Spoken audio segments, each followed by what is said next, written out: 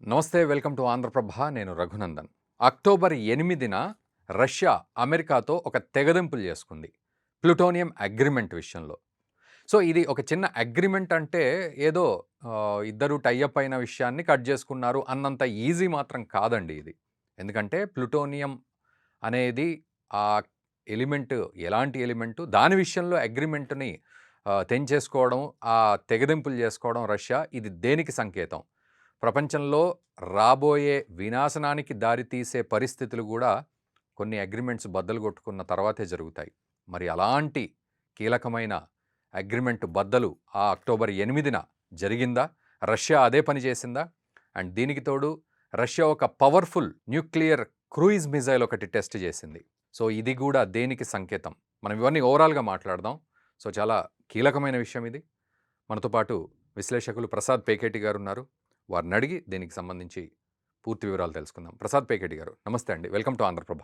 నమస్కారం అండి.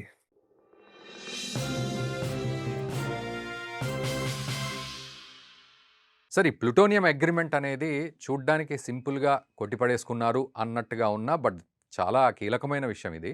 సో, దాన్ని ఎట్లా అర్థం చేసుకోవాలి మనం? రఘునందన్ గారు, ఈ ప్లుటోనియం అగ్రిమెంట్‌ని యాక్చువల్ దాని ఫుల్ ఫార్మ్ వచ్చేసరికి plutonium management and disposition agreement. PMDA అంటారండి. ఇది ప్రత్యేకించి యూఎస్, రష్యా మధ్య జరిగిందిది. హ్మ్. ఇది ఈ కోల్డ్ వార్ తర్వాత మనకి యూఎస్ఎస్ఆర్ అది చిన్న చిన్న దేశాలుగా విడిపోయిన తర్వాత 2000 సంవత్సరంలో ఈ అగ్రిమెంట్ చేసుకున్నారు వాళ్ళు. దాన్ని ఇంకా కొంచెం ఫైన్ ట్యూన్ చేశారు 2010లో. అయితే ఈ అగ్రిమెంట్ ఏంటంటే, ఈ కోల్డ్ వార్ సమయంలో వీళ్ళ దగ్గర న్యూక్లియర్ వార్ హెడ్స్ ఉన్నాయి. అలాగే యుఎస్ వాళ్ళ దగ్గర కూడా న్యూక్లియర్ వార్ హెడ్స్ ఉన్నాయి. వాళ్ళిద్దరు ఏం ఒప్పందానికి వచ్చారంటే, దీంట్లో ఉండే దాన్ని మనము డిస్ట్రాయ్ చేసేసేయాలి. దాంట్లో ఉన్న ఈ సెన్సిటివ్ మెటీరియల్ ఏదైతే ఉంటుందో, radio active material, especially plutonium ఏదైతే ఉంటుందో, దాన్ని వేరే పర్పస్‌కి వాడుకోవాలి హ్మ్. అని. అంటే 34 టన్స్ మెటీరియల్, వీళ్ళొక 17 టన్స్, వాళ్ళొక 17 టన్స్ అని వాళ్ళొక ఒప్పందానికొచ్చారు. హ్మ్. అయితే మళ్ళీ ఒబామా గారు వచ్చిన తర్వాత దాన్ని కొంచెం డిలే అవుతూ వచ్చింది. ఇంకా దీని నుంచి నేను పార్టిసిపేషన్ నుంచి ఆపేస్తాను అనే ఒక సంకేతము 2016లో పుటిన్ గారు ఇచ్చారు. హ్మ్. అంటే ఎప్పుడైతే వీళ్ళు ఈ నాటో వాళ్ళు మిగతా ఈ యుఎస్ఎస్ఆర్ నుంచి విడిపోయిన దేశాలన్నిటిని నాటోలోకి సభ్యత్వం చేసుకొని ఆ డిఫెన్స్ వీళ్ళకి జియోగ్రఫిక్ దగ్గరగా వచ్చేస్తున్నారు అనిపించిందో, హ్మ్. అప్పుడే దీన్ని పుటిన్ గారు మామూలుగా చెప్పారు. ఇంక దీన్ని ఆపేస్తున్నాం. దీంట్లో ఇంకా మేము ముందుకెళ్ళము అని చెప్పారు. హ్మ్. అయితే ఇప్పుడు అంటే ఇది ప్రాబ్లమ్ ఎప్పుడొచ్చిందంటే, ఈ నాటో ఈ ప్రాబ్లమ్ రాగానే 2014లో హ్మ్. యుక్రెయిన్‌లో ఒక ప్రాంతం ఉంది. క్రిమియా అని. హ్మ్. దాన్ని మన రష్యా వాళ్ళు తీసేసుకున్నారు ఆ ప్రాంతాన్ని. హ్మ్. తర్వాత వీళ్ళు మళ్ళీ సాంక్షన్స్ పెట్టడము అవన్నీ కూడా చేశారు. అయితే ఇవన్నిటి కారణం చేత వాళ్ళు దాన్ని ఈ అన్‌ఫ్రెండ్లీ కండిషన్స్ అనే పేరు చేత దాన్ని ఆపేశారు. హ్మ్. అయితే దీని ఇంపార్టెన్స్ ఏంటంటే అండి, ఈ ప్లుటోనియం అంటే న్యూక్లియర్ ఫిజిక్స్‌లో రేడియో యాక్టివ్ మెటీరియల్ గురించి చదువుకున్న వాళ్ళకి తెలుస్తుంది. మనకు 1940లో అప్పుడు యూజ్ చేసిన న్యూక్లియర్ బాంబ్ ఏదైతే ఉందో అది యురేనియం. హ్మ్. అంటే అది ఒక 25 కేజీల బాంబ్ ఏదైతే ఉందో దాన్ని జస్ట్ 4, 5 కేజీస్‌తో ఈ న్యూక్లియర్ బాంబ్‌ని చేయొచ్చు. హ్మ్. సో, అందు గురించి దీని సిగ్నిఫికెన్స్ చాలా ఎక్కువ. సో, అందు గురించి ఇలా కానీ దాన్ని ఏం చేస్తూ వచ్చారంటే, క్రమేపీ దాన్ని డీన్యూక్లియరైజ్ చేసేస్తూ వచ్చారు. హ్మ్.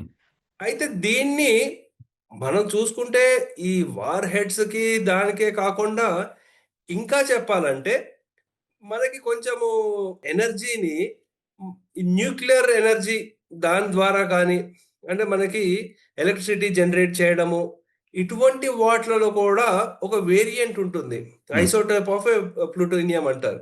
ఓకే. దాన్ని కూడా వాడుకొని చేద్దాము అనే ఒక ఒప్పందంలోకొచ్చి నెమ్మదిగా చేద్దాం అనుకుని యుఎస్ వాళ్ళు వీళ్ళు డిఫరెంట్ మెథడాలజీ ఫాలో అవుతూ వచ్చారు. ఉమ్, కానీ అనుకున్నంత అవ్వలేదు అది.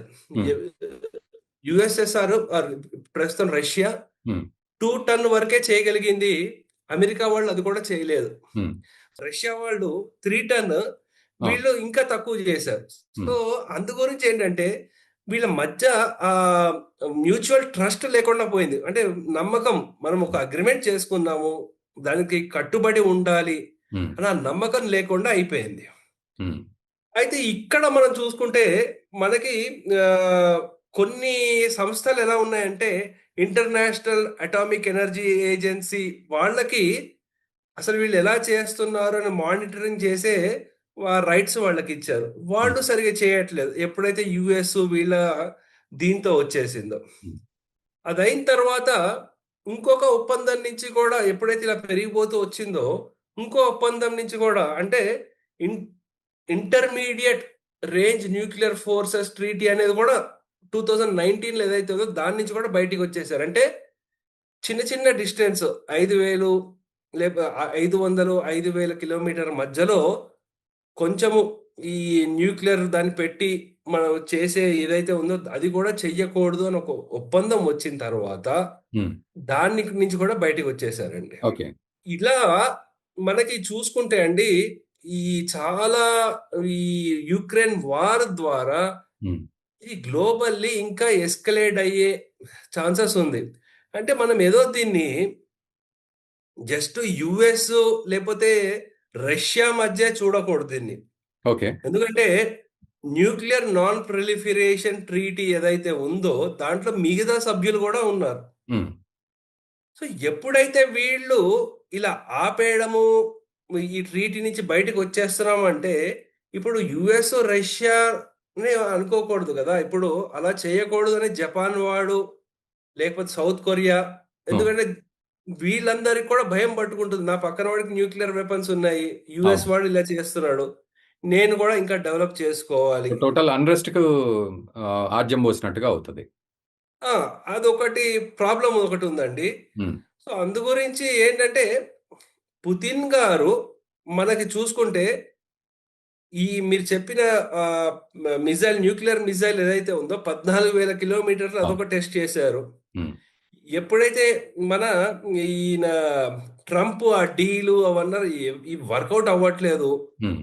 వీళ్ళు యుక్రెయిన్ లో చాలా మంది చనిపోతున్నారు. హ్మ్. అందరికీ ఈయనకేంటంటే పుటిన్ కి ఆ కాన్ఫిడెన్స్ వచ్చేసి నేను గెలిచేస్తున్నాను అని ఒక కాన్ఫిడెన్స్ అయితే వచ్చేసింది. ఓకే. వీరికి ఇక్కడేమో ఈ సరే ఇంకా వార్‌షిప్స్‌ని పంపించాలి. లేకపోతే ఇంకా దీని నుంచి బిజినెస్ మనం ఇంప్రూవ్ చేసుకోవాలి. ఈ ఆర్మ్స్ లాబీ వాటిలన్నిటి నుంచి కూడా అని ఇటు పక్క ఏమో ట్రంప్. హ్మ్. రేర్ ఎర్త్ మెటీరియల్స్ ఏవైతే ఉన్నాయో యుక్రెయిన్ నుంచి అవి. హ్మ్. సో ఒకళ్ళకి అంటే రష్యా వాళ్ళకి ఇదేంటంటే ఒక ఆటలాగా అయిపోయింది. కానీ ప్రాణం మొత్తం వచ్చింది యుక్రెయిన్‌లో వాళ్ళు నష్టపోతున్నారు. హ్మ్. సో అక్కడ దీని ద్వారా ఏంటంటే ఇది గ్లోబల్లీ ఎస్కలేట్ అయ్యే అవకాశాలు చాలా ఉన్నాయి. సో, ఒకవేళ దీంతో ఎస్కలేట్ అయితే ఎట్లాంటి పరిస్థితికి దారి తీయొచ్చు అని మీరంటున్నారు?